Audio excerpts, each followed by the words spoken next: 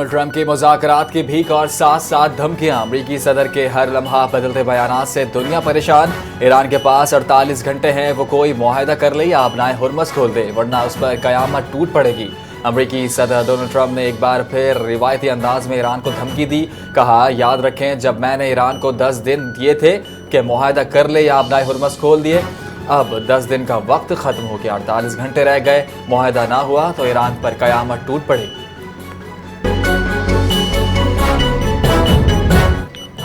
ایران میں تباہ طیارے کا امریکی کرنل بحفاظت ریسکیو کر لیا گیا۔ صدر ٹرمپ نے تصدیق کرتے ہوئے کہا، امریکی فوج کا کامیاب سرچ اینڈ ریسکیو آپریشن تاریخ کے بڑے مشنز میں شامل ہے۔ دشمن کے علاقے میں پھنسے کرنل کو خطرناک پہاڑوں سے نکال لیا گیا۔ کرنل تنہا نہیں تھا، مسلسل نگرانی اور منصوبہ بندی جاری رہی۔ ریسکیو مشن کے لیے مہلک ہتھیاروں سے لیس درجنوں طیارے تعینات کیے گئے۔ آپریشن کے دوران کرنل زخمی ہوا، جلد صحت یاب ہونے کی امید ہے۔ نائب وزیر اعظم اسحاق ڈار کا بحرین کے وزیر خارجہ ڈاکٹر عبداللطیف بن راشد الزیانی سے ٹیلی فونک رابطہ، خطے کی صورتحال پر تبادلہ خیال کیا گیا۔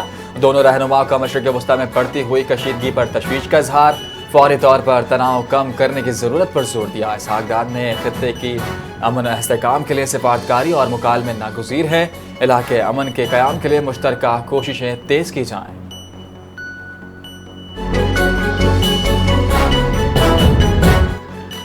وزیر اعلیٰ سندھ سید مراد علی شاہ کی پریس کانفرنس، عوام کو کرایوں میں ریلیف دینے کا اعلان۔ صوبائی وزراء اور ٹرانسپورٹرز کے ساتھ اہم بیٹھک، بذریعہ ویڈیو لنک ڈویژنل کمشنرز اور ڈسٹرکٹ ریجنل ٹرانسپورٹ اتھارٹی کے افسران بھی شریک ہوئے۔ بجلی، گیس اور پیٹرول کی بچت پر زور۔ مراد علی شاہ نے کہا، پیٹرول کی بڑھتی ہوئی قیمتوں کے باعث عوام کو ریلیف فراہم کرنا حکومت کی اولین ترجیح ہے۔ ٹرانسپورٹرز کے ساتھ میٹنگ کے بعد فیصلہ کیا گیا، پبلک ٹرانسپورٹ میں غریب عوام سے 28 فروری والا کرایہ ہی وصول کیا جائے۔ سندھ میں متوقع بارشوں کے پیش نظر تمام متعلقہ اداروں کو الرٹ کر دیا گیا ہے۔ سندھ کے مختلف اضلاع میں بارش اور بعض مقامات پر ژالہ باری کی پیش گوئی ہے۔ سینئر وزیر سندھ شرجیل میمن نے کہا ہے کہ ممکنہ بارشوں کا سلسلہ 6 اپریل کو شدت اختیار کر سکتا ہے۔ ہر ممکنہ اقدامات کیے جا رہے ہیں تاکہ شہریوں اور خزانہ کو کسی قسم کے نقصانات سے محفوظ رکھا جا سکے۔ ضلع انتظامیہ، بلدیات ادارے، ریسکیو سروسز اور دیگر محکمے مکمل طور پر متحرک ہیں تاکہ عوام کو ہر ممکن سہولت فراہم کی جا سکے۔ پاکستان سمیت دنیا بھر میں مسیحی برادری آج ایسٹر کا تہوار منا رہی ہے۔ گرجا گھروں میں خصوصی دعائیہ تقریبات اور عبادات کا اہتمام۔ صدر آصف علی زرداری اور وزیر اعظم شہباز شریف کی مسیحیوں کو مبارکباد۔ صدر آصف زرداری نے اپنے پیغام میں کہا، ایسٹر امید، نجات اور اچھائی کی برائی پر فتح کی علامت ہے۔ وزیر اعظم نے کہا، امن، استحکام اور خوشحالی کے لیے دعا کی۔ بین المذاہب ہم آہنگی پر زور دیا، اقلیتوں کے مذہبی، معاشی اور تعلیمی حقوق کا تحفظ یقینی بنایا جائے۔ وفاقی وزیر اطلاعات عطا تارڑ کا ایسٹر کی تقریب سے خطاب، مسیحی برادری کو اہم پیغام دیتے ہوئے ہمیشہ مسیحی برادری کے حقوق کے تحفظ کے لیے آواز بلند کی۔ ہم مسیحی برادری کے حقوق کے محافظ ہیں، دہشت گردی کے خلاف جنگ میں مسیحیوں کا بھی خون شامل ہے۔ پاکستان میں رہنے والے مسیحی کا ملک کو عظیم بنانے کے لیے خدمات انجام دے رہے ہیں۔ انہوں نے مزید کہا کہ دنیا میں تیل کی قیمتیں اوپر جا رہی ہیں، اس میں پاکستان کا کوئی کردار نہیں۔ جب تیل کی قیمتیں کم ہوں گی، عوام کو ریلیف دیا جائے گا۔ وزیر اعلیٰ پنجاب مریم نواز شریف نے ایسٹر پر مسیحی برادری کو مبارکباد پیش کی۔ مسیحی برادری کی خوشیوں میں حکومت پنجاب برابر کی شریک ہے۔ مسیحی برادری امن پسند اور ملک کی ترقی میں اہم کردار ادا کر رہی ہے۔ مریم نواز نے کہا، ایسٹر محبت، بھائی چارے اور اتحاد کا پیغام دیتا ہے۔ حکومت پنجاب اقلیتوں کے حقوق کے تحفظ کے لیے عملی اقدامات کر رہی ہے۔ گورنر سندھ سید محمد نہال ہاشمی کے زیر اہتمام گورنر ہاؤس میں مسیحی برادری کے لیے ایسٹر کی پروقار تقریب منعقد ہوئی۔ تقریب میں چین کے قونصل جنرل یانگ ڈیونگ، برطانیہ کے ڈیپٹی ہائی کمشنر لانس بروم، روس، جرمنی سمیت مختلف ممالک کے سفارتی عملے کے نمائندے شریک ہوئے۔ وزیر مملکت برائے مذہبی امور، بین المذاہب ہم آہنگی کھیل داس کوہستانی، ڈیپٹی اسپیکر محمد سندھ اسمبلی انتھونیو نوید، بیشتر فیڈرل جان اور دیگر معززین بھی شریک ہوئے۔ گورنر سندھ نے تقریب میں مسیحی برادری کو دلی مبارکباد دی، معزز مہمانوں کے ہمراہ ایسٹر کیک کاٹا سید محمد نہال ہاشمی نے کہا کہ گورنرز ہاؤس کے دروازے تمام مذاہب کے ماننے والوں کے لیے ہمیشہ کھلے ہیں۔ بلاول بھٹو زرداری کی ایسٹر پر پاکستان سمیت دنیا بھر کی مسیحی برادری کو مبارکباد۔ پیغام میں کہا، ایسٹر ہمیں ایمان، ہمدردی اور قربانی کی طاقت سکھاتا ہے۔ پیپلز پارٹی کا نظریہ مساوات، مذہبی ہم آہنگی اور تمام مذاہب کے احترام پر مبنی ہے۔ 1973 کا آئین ہر شہری کو بلا امتیاز بنیادی حقوق اور مذہبی آزادی کی ضمانت دیتا ہے۔ مشرق وسطی میں جاری جنگ اور مودی سرکار کی جانب سے اسرائیل کی حمایت کے باعث بھارتی کسان بحران میں پھنس گئے۔ برطانوی جریدے دی گارڈین کی رپورٹ کے مطابق ایران کے جنگ کے باعث بھارت میں تیل اور کھاد کی شدید قلت پیدا ہو گئی۔ بھارتی پنجاب کے کسان گریندر سنگھ نے گارڈین سے بات کرتے ہوئے کہا کہ اس بار چاول کی فصل کی پیداوار بری طرح متاثر ہونے کا خدشہ ہے۔ بھارت سالانہ 6 کروڑ ٹن سے زائد کھاد استعمال کرتا ہے، جس کے خام مال کی درآمد کے لیے وہ اپنا خدمت پر انحصار کرتا ہے۔ غزہ کے مظلوم مسلمانوں کی بیچارگی عالمی یوم ضمیر منانے والوں کے لیے لمحہ فکریہ ہے۔ مقبوضہ جموں کشمیر کا مسئلہ 7 دہائیوں سے عالمی ضمیر پر مسلسل دستک دے رہا ہے۔ وزیر اعلیٰ پنجاب مریم نواز شریف کا عالمی یوم ضمیر پر اہم پیغام، کہا جنگوں کے خاتمے اور پائیدار امن کے لیے ضمیر کی آواز سننا ضروری ہے۔ اقوام متحدہ کا عالمی یوم ضمیر ہمیں بنیادی آزادی کے اصولوں پر عمل کی دعوت دیتا ہے۔ انسانی فلاح و بہبود کے لیے ہمدردی کا احساس زمین میں برقرار رہنا لازمی ہے۔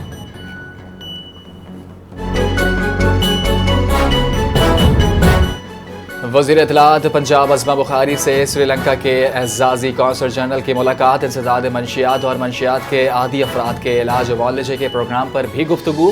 عظمہ بخاری نے کہا کہ پنجاب کو منشیات سے پاک کرنا مریم نواز حکومت کی پہلی ترجیح ہے۔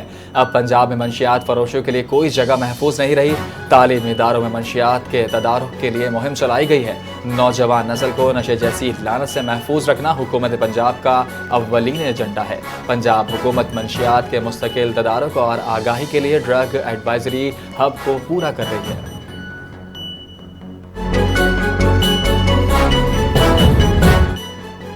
ایران نے امریکہ اور اسرائیل کو خبردار کیا ہے کہ اگر جنگ میں مزید شدت آئی تو پورا خطہ ان کے لیے جہنم بن جائے گا۔ ایران کے خاتم الانبیاء سینٹرل ہیڈ کوارٹرز کے ترجمان ابراہیم ذوالفقاری کے 2 ٹوک الفاظ میں خبردار کر دیا۔ کہا مزید جارحیت کا جواب پورے خطے میں شدید رد عمل کی صورت میں دیا جائے گا۔ ترجمان کا کہنا ہے کہ ایران کو شکست دینے کا تصور اب ایک دلدل میں بدل چکا ہے جس میں مخالفین خود دھنس گئے ہیں۔ امریکی ایئر فورس کا ایران اور طیارہ تباہ کر دیا۔ ایران کی پاسدار انقلاب کا دعویٰ، C-130 طیارے کے ساتھ ڈرون بھی تباہ کیے گئے۔ روسی ٹی وی نے پائلٹ کی تلاش کے مقام پر مشتبہ ہیلی کاپٹر گرنے کی ویڈیو جاری کر دی۔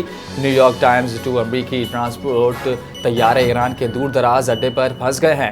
امریکی اہلکار کا بتانا ہے کہ 3 مزید طیارے بھیجے گئے تاکہ افواج کو محفوظ نکالا جا سکے۔ زینب سلیمانی نے امریکی محکمہ خارجہ کے دعوے کی تردید کر دی۔ امریکہ کے گرفتار 2 خواتین کا شہید قاسم سلیمانی کے خاندان سے کوئی تعلق نہیں۔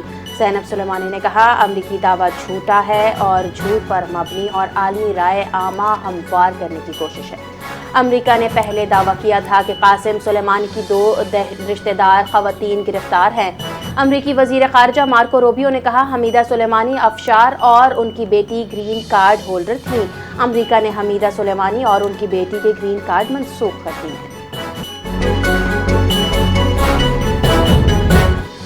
اسرائیل ایران کی توانائی تنصیبات کو نشانہ بنانے کی تیاری میں مصروف۔ اسرائیلی وزیر دفاع نے کہا ہے کہ حملے کے لیے امریکہ سے گرین سگنل کا انتظار ہے۔ نیتن یاہو نے دعویٰ کیا ہے کہ ایران کے اسٹیل اور پیٹروکیمیکل پلانٹس کو نشانہ بنایا۔ ایران کے اسٹیل بنانے کی 70% صلاحیت تباہ کرنے کا دعویٰ کیا گیا۔ ایرانی حملوں میں اسرائیل میں زخمیوں کی تعداد 6771 تک پہنچ گئی ہے۔ اسرائیل میں ایران جنگ کے خلاف سینکڑوں افراد سڑکوں پر نکل آئے۔ عوامی اجتماعات پر پابندی کے باوجود احتجاجی ریلی منعقد۔ بمباری نہیں، بات کرو اور نہ ختم ہونے والی جنگ ختم کرو، مظاہرین کے نعرے۔ وزیر اعظم نیتنیاہو کے خلاف شدید نعرے بازی کی گئی۔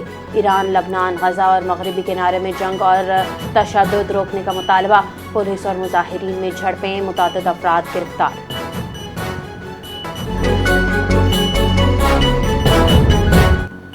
ایرانی پاسداران انقلاب نے وعدہ صادق 4 کی 96ویں لہر کا آغاز کر دیا۔ اسرائیل اور امریکہ اہداف پر تابڑتوڑ حملوں کا سلسلہ جاری۔ حملوں میں کویت، بحرین، متحدہ عرب امارات اور اسرائیل میں متعدد مقامات کو نشانہ بنایا گیا۔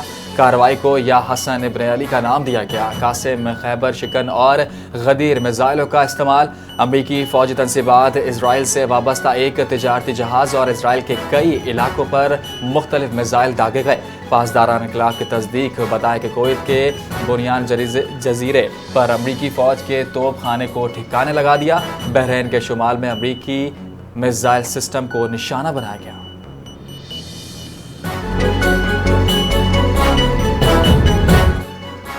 شہید ایرانی جنرل قاسم سلیمانی کی 2 قریبی خواتین رشتہ داروں کو واشنگٹن سے گرفتار کر لیا گیا۔ امریکی محکمہ خارجہ کی تصدیق، گرفتار ہونے والوں میں ان کی بھانجی اور نواسی شامل ہیں۔ امریکی وزیر خارجہ مارکو روبیو نے ان خواتین کی مستقل رہائش گرین کارڈ بھی فوری طور پر ختم کرنے کے احکامات جاری کر دیے۔ دونوں امریکہ سے بے دخلی کے لیے اب آئس ایجنٹس کی حراست میں ہیں۔ ٹرمپ انتظامیہ امریکہ کو دہشت گرد حکومتوں کے حمایتوں کی آماج گاہ نہیں بننے دے گا۔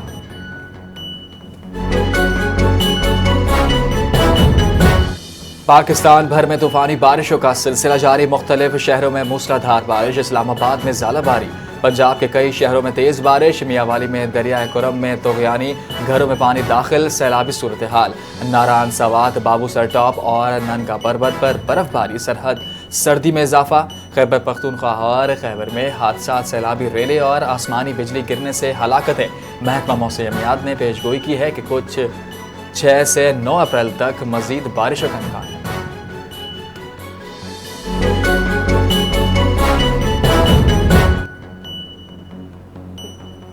محکمہ موسمیات نے ایک بار پھر کراچی میں باران رحمت کی نوید سنا دی۔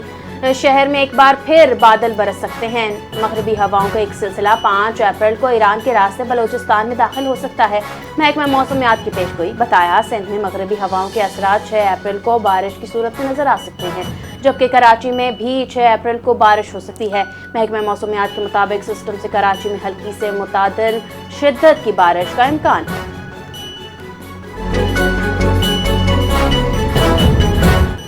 پی ایس ایل جلد دنیا کی نمبر 1 لیگ بنے گی۔ محسن نقوی کی زیر صدارت P C B board of governance کا 82واں اجلاس۔ مالی سال 2024-25 کے آڈیٹ مالیاتی اسٹیٹمنٹس کی منظوری۔ آئی سی سی اینٹی کرپشن کوڈ کے مطابق پی سی بی پروسیجرل رولز منظور۔ سعودی عرب کے ساتھ جدہ کرکٹ اسٹیڈیم ڈیولپمنٹ میں تعاون پر پیش رفت۔ لاہور کے کرکٹ زونز کی نئی حد بندی اور ناموں پر نظر ثانی کی منظوری دے دی گئی۔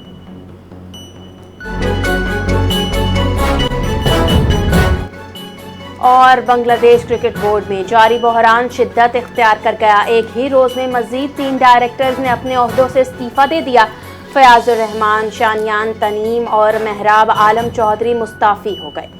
گزشتہ 6 ماہ میں مستعفی ہونے والے ڈائریکٹرز کی تعداد 6 ہو گئی۔ بورڈ اجلاس میں استعفوں سے باضابطہ بات نہیں ہوئی، ذاتی وجوہات کی بنیاد بنایا گیا۔ حکومت بورڈ کے معاملات اور حالیہ انتخابات کی تحقیقات کر رہی ہے۔